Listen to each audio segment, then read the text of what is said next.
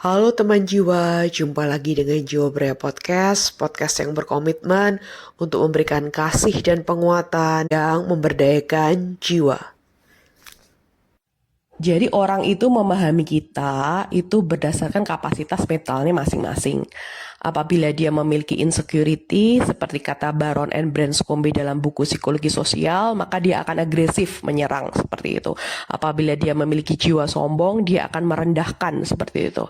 Apabila dia memiliki jiwa yang tenang, damai, ya santai-santai aja, hidupmu, hidupku, nggak perlu mengkritik, nggak perlu mengevaluasi, kan hidup orang masing-masing ya, jalani real hidup masing-masing seperti itu.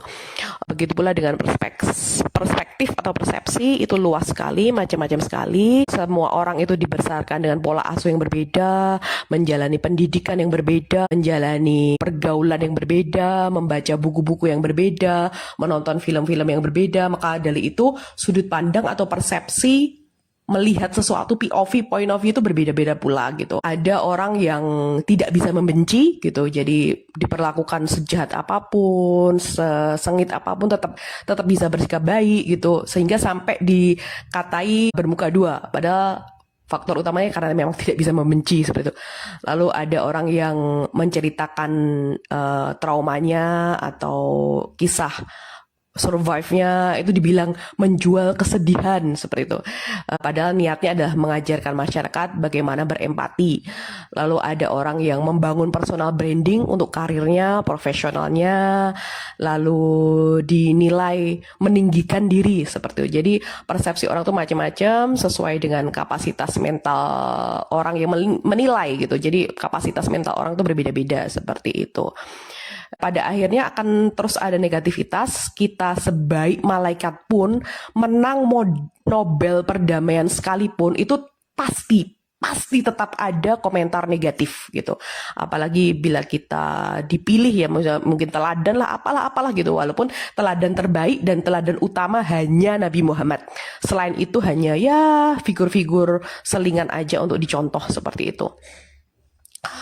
Pada akhirnya orang harus memilih ya, ikut framing siapa. Kamu percaya aku atau percaya dia?